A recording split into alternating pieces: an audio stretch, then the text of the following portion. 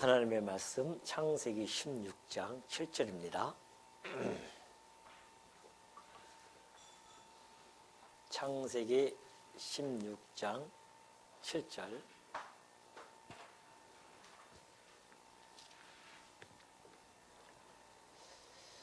여호와의 사자가 광야의 샘물 곁 곧 술길 샘 곁에서 그를 만나 이르되 사레의 여종 하가라 네가 어디서 왔으며 어디로 가느냐.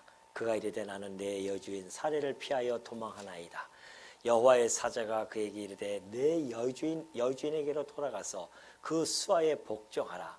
여호와의 사자가 또 그에게 이르되 내가 내 씨를 크게 번성하여 그 수가 많아 셀 수 없게 하리라. 여호와의 사자가 또 그에게 이르되 내가 임신하였은즉 아들을 낳으리니 그 이름을 이스마엘이라 하라. 이는 여호와께서 내 고통을 들으셨음이니라. 그가 사람 중에 들나귀같이 되리니 그의 손이 모든 사람을 치겠고 모든 사람의 손이 그를 칠지며 그가 모든 형제와 대항해서 살리라 하니라. 하갈이 자기에게 이르신 여호와의 이름을 나를 살피시는 하나님이라 하였으니 이는 내가 어떻게 여기서 나를 살피시는 하나님을 배웠는고 함이라. 이러므로 그 샘을 부엘라 헤로이라 불렀으며 그것은 가데스와 베데 사이에 있더라. 하갈이 아브라함의 아들을 낳음에 아브라함이 하갈이 낳은 그 아들을 이름하여 이스마엘이라 하였더라. 하갈이 아브라함에게 이스마엘을 낳았을 때에 아브라함이 86세였더라. 16절까지 봉독해 드렸습니다. 우리 지난 시간에 살펴보았듯이 이 하갈이 사레죠. 사레가 인간적인 계획을 세웁니다.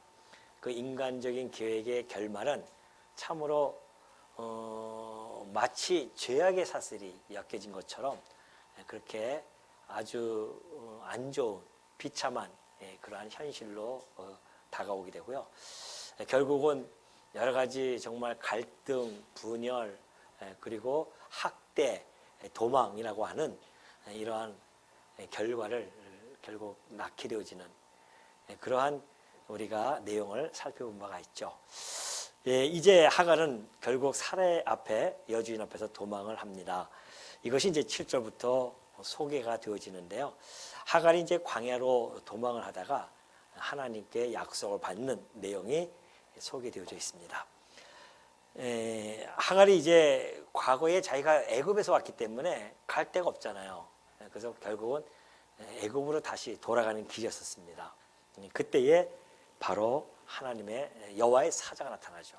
여기서 여호와의 사자는 천사를 이야기하는 것보다는 지금 성삼위 하나님의 역사가 역시 구약에서도 나타나는데 성자 하나님의 현현으로 그렇게 많은 학자들이 보고 있습니다. 왜냐하면은 거기 이제 나오면은 그러잖아요. 내가 19절에 보면 그렇습니다. 여호와의 사자가 이르되 내 여주인으로 돌아가서 그 수에 복종하라. 그러면서 여호와의 사자가 또 그에게 이르되 내가 내 씨를 크게 번성하여 그 수가 많아 셀 수 없게 하리라 그래요. 그러니까 여호와의 사자가 스스로가 내가 약속을 하는 그렇게 봤기 때문에 그래서 이제 이런 대목을 가지고서는 그때 성자 하나님의 역사가 여전히 구약에서도 같이 움직이기 때문에 그렇게 해서 여호와의 사자로 종종 나타난다고 이렇게 보고 있는 것이죠. 아무튼 지금 이 사례가 이제 하갈이 참으로 힘든 고통 속에 있죠. 여주인의 학대와 그래서 견디지 못하고 도망 나오는데 홀몸이 아니잖아요. 홀몸이 아님에도 불구하고 그 어려운 그 광야길을 그가 걸어갑니다. 도망가고 이제 그렇게 피하여 도망가고 있는데 여호와의 사자가 나타나서 하가라 하고 이렇게 이름을 부르죠. 그러면서 내가 어디서 왔으며 어디로 가느냐라고 묻고 있습니다.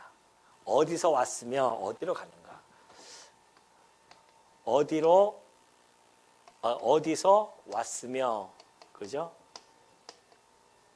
어디로 가는가? 여호와의 사자가 이걸 몰라서 지금 물어보는 건 아니잖아요. 그죠?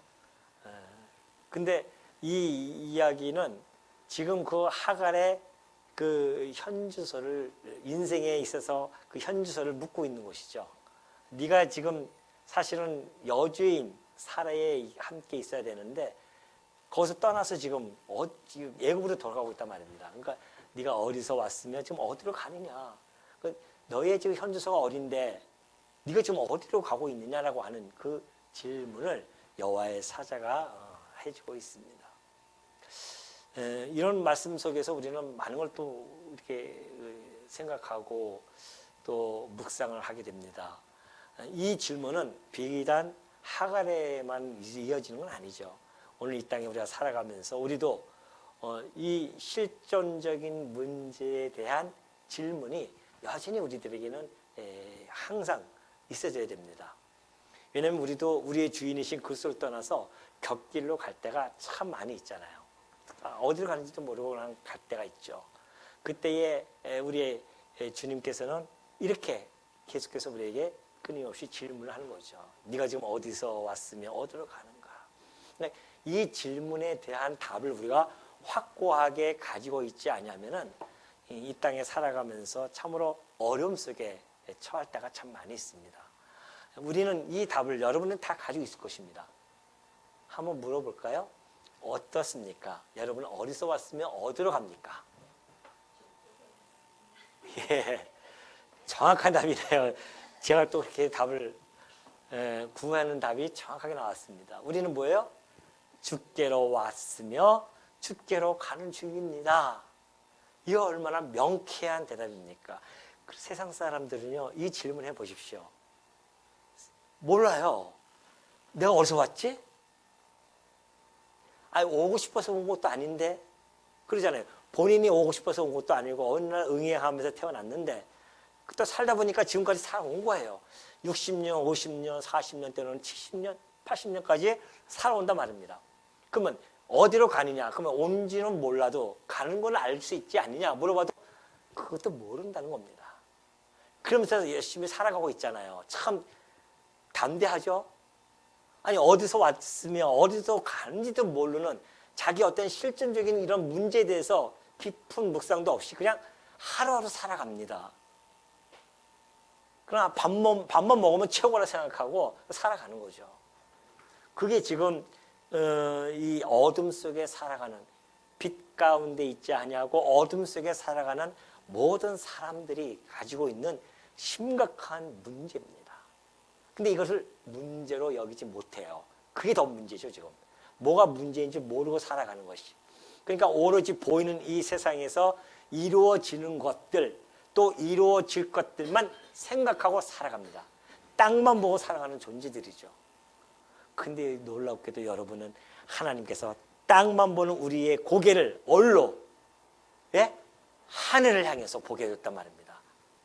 그래서 우리가 정확하게 우리는 주께로부터 왔고 주께로 말미암고 주께로 돌아갑니다 라고 하는 이런 확고한 인생관을 우리가 가지고 있으니 얼마나 행복합니까? 이거보다 더 큰 행복이 있어요? 꼭 뭐 행복을 찾으시려고 꼭 로또 사가지고서는 거기서 행복을 찾지 마시라는 겁니다. 얼마나 우리 멋있습니까? 이거 하나만, 이 진리만 가지고도요, 우리는 평생 행복하게 살아갈 수 있어요. 오직하면 공자도 이걸 몰라서 오늘 아침에 이것만 알면 내가 저녁에 죽어도 좋다는 거 아니겠어요? 모든 사람들이 이걸 모르니까. 근데 우리는 너무나 잘 알고 있단 말입니다. 그러니 우리가 이 질문에 대한 것, 이것을 우리가 늘 행복하게 생각하고 살아가야 하는 것이 아니겠는가, 그런 것이죠. 그러니 지금 이 하갈, 수많은 갈등과 문제점을 안고 가고 있는 하갈 앞에 여호와의 사자의 출현은 참으로 하갈에게는 빛을 발견하는 것과 같다는 것이죠. 항상 역사를 보면 그렇습니다. 인간의 어떠한 여러 가지 갈등, 풀리지 않는 것들, 이런 것들은 하나님께서 사실은 찾아오셔서 그 꼬여있는 모든 것들을 풀어줄 수 있는 유일한 분이 바로 이 하나님이십니다. 오늘 이 하갈과 이 사라와의 갈등 속에서 풀려지지 않는 갈등이죠. 이제 끝난 거예요. 도망가는 줄은 말입니다. 돌아갈 수가 없어요. 그때 하나님의 사자, 곧 하나님께서 나타나셔서 그 갈등을 원만하게 해결하는 그러한 이제 시발점이 되어진 겁니다. 하나님께서는 언제나 우리를 먼저 찾아오시잖아요.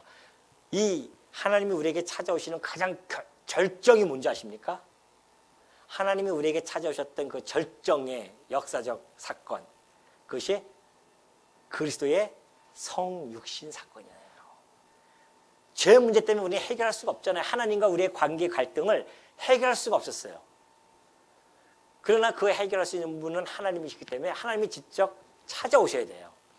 근데 놀랍게도 이때 하갈에게도 찾아오셔서 해결을 해주셨던 하나님께서는 2000년 후에 이 성자 하나님이 이 땅에 성육신 입고 이 땅에 오셔서 찾아오심으로 말미암아 우리의 모든 하나님과 우리들 인간 간의 그 근본적인 갈등을, 또 모든 인간들이 가지고 있는 모든 갈등의 가장 근본 아닙니까? 하나님과의 갈등이, 이것이 풀어질 수 있는 이 놀라운 해결하러 이 땅에 오신 우리 그리스도. 그래서 그분이 우리에게 찾아오셨기 때문에 우리의 죄 문제를 완전히 해결해 주시고 하나님 앞에 나아갈 수 있도록 해 주셨다는 것. 이런 말씀 속에서 우리는 이런 걸 충분히 묵상할 수가 있죠. 야, 정말 감사하구나. 이렇게 하나님께서 하갈을 찾아오셔서 이렇게 해결을 해 주듯이 우리도 하나님께서 우리에게 찾아오셔서 우리가 하나님과의 관계를 이렇게 해결해 주셨으니 얼마나 감사합니까? 하나님이 역사를 섭리해 갈 때에 이런 원리 속에서 하나하나 섭리해 간다는 것을 우리는 알 수가 있는 거죠. 결국 이제 이 하갈은 그 말씀을 듣고 고민을 할 수밖에 없죠. 그래서 나는 내 여주인 사례를 피하여 도망하나이다, 그렇게 얘기해요. 그러니까 여호와의 사자가 그에게 이르되 내 여주인에게로 돌아가서 그 수하에 복종하라고 그렇게 합니다. 지금 관계에 지금 현재 이 주인인 사례와 하갈, 종이었던 하갈의 관계를 새로 회복시켜주는 그러한 지금 역사를 끌고 가는 것이죠. 너 돌아가서 네 수하에 복종하라. 그 수하에 복종하라. 그러니까 주인에게 복종하는 겁니다. 그러면 모든 것이 다 어떻게 돼요? 해결되는 거예요. 아니, 종이 왜 주인을 갖다가 멸시하냐 말이죠. 그렇게 자기가 사랑으로 감싸줬던 그 주인을 갖다가 교만해져 가지고서는. 그래서 지금 네가 돌아가서 다시 그 주인에게 복종하면 모든 해결은 끝나는 겁니다. 이 갈등 끝나는 거예요. 역시 우리 마찬가지 아닙니까? 우리 주인이신 그리스도에게 우리가 혹시 곁길로 갔다가도 주인에게로 다시 돌아가기만 하면 돼요.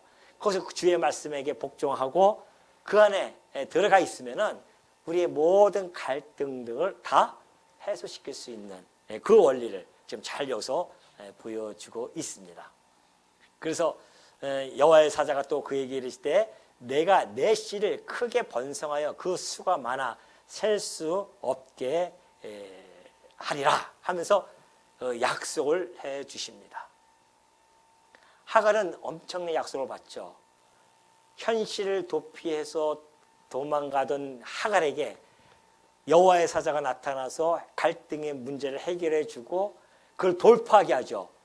도피가 아니라 돌파를 하게 해줌으로 말미암아 그는 이제 새로운 약속을 잡고 주인에게로 돌아갈 수 있는 그런 길을 지금 하나님께서 열어주신 겁니다. 그러니 하갈로서도 마음을 고쳐먹지 않을 수가 없죠. 그래서 심경에 큰 변화를 겪고 자기의 교만을 깨닫고 결국 주인에게로 돌아가는 그런 모습들을 잘 보여주고 있습니다. 오늘 우리가 이런 말씀을 보면서 종종 우리 신앙생활을 하다 보면요, 성도와 성도 간의 갈등이 항상 있어요. 갈등이 있습니다. A 성도와 B 성도의 갈등. 과거에 제가 이제 이 교회에 대한 여러 가지 문제가 발생되어지면서 갈등에 대해서 연구를 하려고 갈등에 관한 책들을 이만큼을 사가지고 제가 봤었어요. 목사와 성도 간의 갈등, 성도와 성도 간의 갈등, 부부 간의 갈등, 이런 모든 갈등. 지난번에 제가 한번 우리 특강 한번 했었죠? 그 갈등에 대해서. 그때 이제 제가 오래전에 그 연구하면서 그걸 갖다가 이렇게 하나의 속어로 써가지고서 했었는데, 그것처럼 이 갈등에 대한 문제가 심각하거든요, 교회마다. 성도와 성도도 마찬가지입니다. 이 갈등이 있어요. 이 갈등을 풀려 했을 때에 지금 사레와 하갈의 갈등을 풀어나가는 것처럼 우리가 이 갈등을 갖다가 나무를 하고서는 그냥 벽을 다 쌓아두면은 갈등은 끝이 없는 거죠. 해결이 안 되죠. 그래서 우리가 끊임없이 이 갈등의 해결자이신 하나님의 말씀과 하나님의 사랑, 이것을 가지고서는 우리가 갈등을 풀어헤치는 겁니다. 끊임없이 이 노력을 해야 되죠.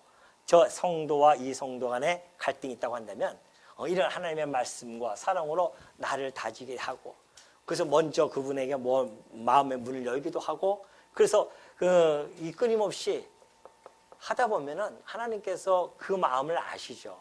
그 마음을 아시면은 분명히 이 갈등을 풀어 헤쳐줄 수가 있습니다. 이게 우리 교회의 모습이에요. 그렇다고 뭐 죽을 때까지 내가 저 사람 안 보고 살 거야 할 수는 없잖아요. 그래서 우리가 하나님의 말씀으로 나를 뒤돌아보고, 저 사람의 문제가 아니라 내가 든든히 서 있으면, 그러면 언젠가는 하나님께서 이 갈등을 풀어 헤쳐 주신다. 그러니까 내가 주 안에서 어떻게 서 있느냐가 가장 중요하다는 것이죠. 그래서 이제 10절 보면은 그 일반 은총에, 그러니까 이 지금 사라가에게 주신 이 생육 번성에 대한 이 말씀은 이제 일반 은총이죠. 사라에게 주시는 그 생육 번성은 이제 특별 은총으로서의 메시아를 보내기 위한 그러한 과정이라고 한다면, 이 하갈에게 주시는 이 생육 번성은 일반 은총에 사실은 포함되어집니다. 왜냐하면은 우리가 일반 은총 속에서 수많은 사람들이 자식을 번성하고 생육해서 나라가 형성되어지고 그러지 않습니까? 다. 하나님이 주시는 그 아담에게 주셨던, 또 노아에게 주셨던 그런 일반 은총 속에 포함되어 있죠. 그러나 지금 아브라함에게 하셨던 그 사라의 약속, 언약 자서는 특별 은총입니다. 왜 특별 은총이라는 것은 그 안에 메시아가 그 혈통 속에서 나타나기 때문에 그러군요. 그렇기 때문에 지금 사라가 나중에 이삭을 잉태하고 그 약속을 받는 거하고 전혀 다릅니다. 그래서 사라는 나중에 이름이 바뀌죠. 사라로, 열국의 어머니로 바뀝니다. 그래서 12족속의 방백의 어머니가 되지 않습니까? 그것처럼 하걸도 역시 12방백의 어머니가 돼요. 이스마엘이 12방백을 낳기 때문에 이것도 역시 예언되어진 대로 되어지는데, 이 모든 것들은 하나님의 역사, 큰 그림 속에서 사실은 다 지금 진행되어져 가고 있습니다. 그것이 이제 12절에 잘 나타나 있거든요. 11절 볼까요? 여호와의 사자가 또 그에게 이르되 내가 임신하였은즉 아들을 낳으리니 그 이름을 이스마엘이라 하라. 그래요. 이제 아들을 낳을 것까지 지금이야 이제 뭐 병원에 가면 다 할 수 있지만 그때 당시는 모를 거 아닙니까? 그러니까 아들 낳을 것이다 약속을 해줘요. 그 이름을 이스마엘이라고 하라. 그 이스마엘이라는 뜻이 그 주에 보니까 하나님이 들으셨다는 겁니다. 뭘? 하갈의 고통을 들으셨어요. 그러니까 하갈이 가면서 얼마나 고통스럽게 울며 불며 하면서 갔겠습니까? 그 이제 자식을 낳아서 내가 어떻게 키울 것이며 암담하죠. 그런 가운데에 여호와의 사자를 통하여서 이런 엄청난 약속을 받는데, 그 약속이 바로 하나님께서 하갈의 고통을 들으셔서 그 아들의 이름을 이스마엘이라고 하고, 하갈도 역시 그 일반 은총 속에서 보호하시고 섭리해 가신다. 그러니까 하나님의 그 자비하심과 은혜로움이 그 하갈에게도 여전히 미치는 겁니다. 그 일반 은총은 하나님의 자비하심, 하나님의 은혜도 일반 속에 다 사실은 미치고 있어요. 그러나 세상 사람들은 그 하나님의 은혜를 받음에도 불구하고 뭐해요? 깨닫지 못하는 거죠. 세상 사람은 깨닫지 못합니다. 하나님의 은혜가 지금 그들에게 얼마나, 아니 악인도 선인도 동일하게 하나님의 햇빛이 지금 비치고 있잖아요. 만약에 이것이 하나님이 편향되어진 분이라고 한다면 예수 믿는 사람들에게만 햇빛이 막 이렇게 막 비치고 안 믿는 사람들은 다 그늘 속에만 살아가게 해야 한다면 진짜 얼마나 큰 표적으로서 우리가 신나서 살아가겠습니까? 안 믿는 사람들 그 그늘 속에 앞에 지나가면서 햇빛이 비치면은 막 뭐를 막 이렇게 하면서 지나갈 거 아니에요. 내가 그래도 하나님 자녀야 하면서. 근데 그렇지 않다니까요. 이 땅에 그는 종말에 가서나 그러지 지금은 하나님께서 다 일반적으로 해주십니다. 은혜를. 그런데 하나님을 모르는 사람은 그게 은혜인 줄 몰라요. 그것처럼 불행한 게 없습니까? 하나님의 은혜인 줄 모르고 살아가는 사람과 하나님의 은혜를 감격하면서 살아가는 사람과는 전혀 다르잖아요. 삶의 방향도 다르고 방식도 다르고 목적도 다르고 안 그렇습니까? 얼굴에서 나타나는 그 표정도 다 다릅니다. 날마다 감동하고 감격하는 사람과 날마다 분노와 슬픔과 괴로움 속에서 고통 속에서 살아가는 그 얼굴과 어떻게 다 같을 수가 있겠습니까? 그러니까 저는 늘 우리 성도님들 얼굴만 봐요. 그럼 또 오해하셔가지고 왜 저 목사가 얼굴만 보지? 그 오해하지 마시라고요. 제가 지금 살피는 겁니다. 혹시 지금 평안 속에서 잘 살고 계시는지 아니면은 고통 속에 있는지 그래야 우리가 당회에서 가서 신방도 가고 또 기도도 해드리고 그러지 않겠습니까? 그러니까 우리가 정말 하나님의 은혜를 알고 살아간다고 하는 것 그것쯤 행복한 건 없어요. 그걸 우리는 알고 있으니까 이게 얼마나 큰 은혜입니까? 그거조차가 은혜죠 사실은. 그러면서 14절을 보면 그가 사람 중에 들나귀 같이 되리니 그의 손이 모든 사람을 치겠고 모든 사람의 손이 그를 칠지며 그가 모든 형제와 대양해서 살리라 그래요. 들나귀에 이게 비유한 것은요. 들나귀는 타인으로부터 제지를 안 받잖아요. 들나귀는 막 천방지축 날뛰지 않습니까? 그것처럼 자신이 원하는 대로 아주 자유분방하게 살아간다는 거 아니겠어요? 이 민족이 그렇습니다. 야성적으로 삶을 살 것을 잘 보여주고 있어요. 사실 이 이스마엘 후손들은 이제 유목민으로서 많이 살아가죠. 그래서 아랍인들입니다. 지금의 아랍인들이죠. 그 아랍인들이 이 민족뿐만이 아니라 이삭의 후예들과 지금까지 그때부터 시작했어요. 이스마엘 후손과 이쪽 있으면 이스마엘이 이제 이삭을 막 그냥 확대하지 않습니까? 그때로부터 시작해서 지금까지도 이 이삭의 후예들 곧 이스라엘 민족들과 그리고 수많은 아랍 지금도 싸우고 있잖아요. 지금도. 여러분 이 성경이 이게 보통 책이 아닙니다. 이게 이 수천 년의 역사를 지금 하나님께서는 이 말씀 하나에 다 새겨놓고 있어요. 4,000년이 지났는데 여전히 지금 그들과 싸우고 있지 않습니까? 그가 모든 형제와 대항해서 살리라. 대항인데요. 얼마나 많은 대항하고 하십니까? 그러니까 대항한다고 하는 것은 면전에 두고서 계속 싸우는 겁니다. 그건 이스라엘 민족을 이 팔레스타인 중심으로 있는 이스라엘 민족과 사방을 보십시오. 다. 이 사방을 보면은 다 그 아랍 민족들이 꽉 차 있습니다. 그래서 이 아랍 민족이 역사 속에서 보면 아주 강력한 힘을 좀 발휘하고 있지 않습니까? 사라센 제국을 형성했지 않습니까? 이슬람 제국이죠, 지금. 그러니 여러분 이 창세기 16장에 나오는 이 말씀이 그 역사 속에서 지금 흐름 속에서 얼마나 한 절이지만 이 한 절 속에서 4,000년의 역사가 그대로 다 이 안에 다 투영해서 볼 수가 있는 겁니다. 그래서 우리가 하나님의 말씀을 진짜 하나님의 말씀은 우리 인간은 뭐와 같아요? 예? 우리 인간은 뭐라고요? 제가 깜빡 좀 생각이 안 나서 물어보니까 대답해요. 괜히. 예? 우리 인간은 풀과 같고, 뭐예요? 풀은 마르나, 이제 생각났네요. 풀은 마르나, 꽃은 시들고, 풀은 마르지만, 하나님의 말씀은 영영이 서리라. 하나님의 말씀을 이렇게 영영히 쓴 겁니다. 그러니 우리가 이 말씀 하나하나를 얼마나 소중히 귀하게 묵상해야 됩니까? 그냥 읽어가는 것이 까만 거는 글씨고 하얀 거는 이게 백지구나 이렇게 하면서 읽으시면 안 돼요.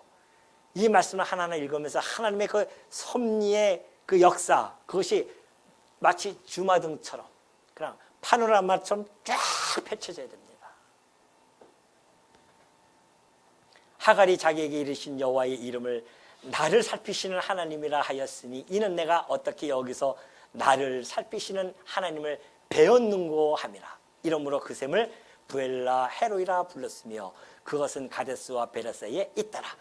하갈이 너무너무 감격했어요. 이 미천한 종 앞에 어떻게 하나님이 나 같은 이 종에게 나타나셔가지고서는 나를 이렇게 살펴주시는지. 만약에 하나님이 나타나지 않았으면 하갈의 인생은 끝난 겁니다. 그냥 터벅터벅 광야길에서 도적을 만나 죽을 수도 있고요. 그 애굽 가는 그 길까지 여성 혼자서 가는데 얼마나 위험스럽습니까? 그런데 여호와의 사자를 만남으로 말미암아 해결이 되어지고, 그리고 그 놀라운 일반 은총의 약속도 그가 다시 한번 확인받게 되어지고, 그러니 그가 기가 막힌 거예요. 너무 감격스럽습니다. 내가 어떻게 이 하나님을 만나서 오늘 이렇게 나를 살피시는 하나님을 만났었고, 그래서 여호와의 이름을 지가 하갈이 뭐라고 부르냐면은 나를 살피시는 하나님이십니다 라고 신앙적 고백을 하는 겁니다. 신앙적 고백을 해요. 그러니 하갈 안에 하나님께서 그 자비하심으로 그 은혜 가운데 하갈까지 살펴주신 것은 하갈의 몸 안에 그래도 하나님의 언약을 받은 아브라함의 씨가 있다는 거 아니겠습니까? 그래서 그런 거예요. 그래서 보살펴 주는 겁니다. 그러니 그 하갈조차도 그런 아브라함의 그 언약을 받은 아브라함의 씨를 가진 하갈을 그렇게 귀히 여기시고 뿐만이 아니라 그렇게 감찰하고 계시는데, 그러니 여러분이 어떻게 하겠습니까? 여러분 어떠하겠습니까? 여러분들은 생각해 보십시오. 우리는 언약 자손인 예수 그리스도를 우리 안에 품고 살아가는 우리 존재들 아닙니까? 그러니 하갈은 그때 하갈을 살피시는 하나님을 했지만은 우리는 우리의 머리털까지도 당신께서 우리를 세시고 우리의 일거수일투족을 늘 살피시고 감찰해 가시면서 섭리가시는 분이십니다. 여러분이 혹시 어려움에 있다고 처한다 할지라도 주여 혹시 나 혼자 놔두고 계시는 것은 아닙니까? 라고 기도할 염려가 있다 없다? 있다 없다? 없어요. 하나님은 나 몰라라 하시는 것이 아니라 살피시고 계십니다. 왜요? 내 안에 뭐가 있으니까? 그리스도의 영이 함께하고 계시니까. 어떻게 그걸 안 살피고 계십니까? 우리가 어느 곳에 가 있든지 간에 골짜기에 간다 할지라도, 우리가 사망의 골짜기에 간다 할지라도 해를 두려워하지 않잖아요. 우리에게는 그리스도 하나님께서 우리와 함께 하시고 그리스도의 지팡이와 그리스도께서 우리를 인도해 가시기 때문에, 그래서 우리는 두려움이 없는 겁니다. 세상에 살아가면서. 아직도 혹시 두려움이 계시다고 한다면 내 안에 계신 그리스도가 누구신지를 깜빡깜빡 놓치는 겁니다. 우리 안에 계신 그 그리스도는 우리의 왕이십니다. 우리의 선지자이시고요. 우리의 대제사장이세요. 우리가 그걸 믿고 살아가는 거 아니겠어요? 예수를 그리스도를 믿으라고 했더니만 그리스도라는 그 글자를 믿는 겁니까? 아니잖아요. 그리스도라는 그 담겨진 의미를 믿는 거란 말입니다. 예수가 나의 왕이시고 나의 대제사장이시며 나의 선지자이시구나. 그렇다고 한다면 뭘 염려할 것이 있으며 사망의 골짜기에 간들 무엇 걱정거리가 있냐 말이죠. 오늘 하갈은 하나님을 만나고 나서 그 사망의 골짜기에서 지금 건짐을 받는 그 역사적인 현장입니다. 거기서 건짐을 받아요. 누구를 만나면? 여호와를 만나면 그렇습니다. 그러니 우리가 예수 그리스도가 안에 있는 그것을 날마다 확인하는 것은 매우 중요합니다. 요 고린도후서 바울이 얘기했듯이 고린도후서 13장 5절에서 그러잖아요. 너희는 믿음 안에 있는가? 너희 자신을 시험하고 너희 자신을 확증하라. 매일매일 우리는 해야 됩니다. 내 안에 내가 믿음이 있는가? 그리고 예수 그리스도께서 너희 안에 계신 줄 너희가 스스로 알지 못하느냐는 것이죠. 예수 그리스도께서 우리 안에 계십니다. 그래서 알지 못하면은 우리는 버림받은 자예요. 나는 모르겠어요. 내가 큰일 납니다. 내가 예수 그리스도가 내 안에 계신 줄 모르시는 분 계세요? 없죠. 큰일 납니다. 그러면 자칫하면 우리는 버림받은 자가 될 수 있기 때문에 그래요. 내 안에 그리스도가 함께하고 존재하고 계시는구나. 이걸 믿고 살아가는 겁니다. 그게 성도죠. 그러니 요한일서 5장 11절 보면 또 그래요. 또 증거는 이것이니 하나님이 우리에게 영생을 주신 것과 이 생명이 그의 아들에 있는 그것이니라. 아들이 있는 자에게는 생명이 있고 하나님의 아들이 없는 자에게는 생명이 없느니라. 하나님의 아들 그리스도께서 내 안에 계시느냐 안 계시냐가 얼마나 이 내 삶에 있어서 결정적인 것인가. 아들이 있는 데는 생명이 있어요. 영원한 생명이 있습니다. 아들이 없으면 생명이 없습니다. 우리는 오늘 생명을 소유하고 살아가는 자들입니다. 우리는 그리스도가 있기 때문에 그래요. 그 영원한 생명을 소유한 자들로서 살아가는 자들입니다. 그러니 이 하갈은 너무나 감격해가지고서는요, 그 곁에 있는 그 샘을 갖다가 뭐라고 이름을 짓냐면 부엘라 헤로이 그렇게 부릅니다. 샘을 바라보면서 부엘라 헤로이라고 하죠. 그것이 무슨 뜻인가? 이번에 각지 보면 그죠. 나를 살피시는 살아계신 이의 운물이라. 나를 살피시는 그 살아계신 하나님의 운물이다. 그렇게 그 이름을 지었습니다. 그래서 지금도요, 그 운물을 하갈의 운물이라 그렇게 해가지고서는 지금 뭐 관광 상품을 해서 많이 아마 갈 겁니다. 그 하갈의 운물을 아랍 사람들은 그걸 하나의 정말 신주단지 모시듯이 그렇게 신봉화 시켜버렸습니다. 아주 성역화 시켜버렸죠, 그걸. 그만큼 하갈의 이 감격을 여기서 엿볼 수가 있습니다. 정말 하나님께서 자기가 만났던 그 하나님이 살피시는 하나님의 은혜에 감격해서 그 운물 이름을 그렇게 지어준 것이죠.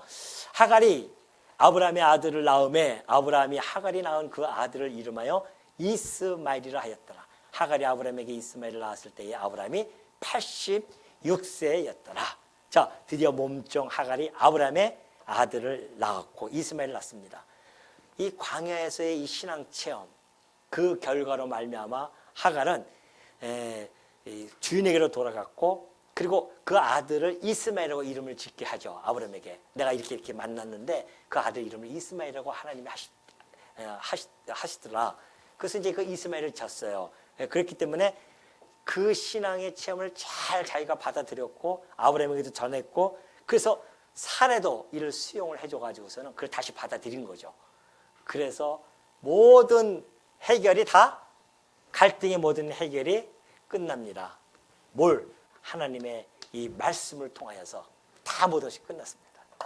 오늘 여러분 이 말씀 속에서 다시 한번 하나님의 이 말씀의 능력이 얼마나 강한 줄 아시고, 혹시 우리가 살아가면서 여러분 나를 살피시는 하나님에 대한 그 확고한 신앙과 믿음을 가지시고 하나님만을 의지하시면서 살아가시되, 혹 살아가시면서 여러 가지 갈등의 요소가 있다고 한다면 모든 하나님의 이 말씀으로 이것이 풀어 헤칠 수 있다는 믿음을 가지시고 끈기와 인내를 가지시고 사랑 가운데 이 모든 것들을 통하여 하나님께 영광을 돌리시는 우리 주의 종도 되어주시기를 당부드립니다.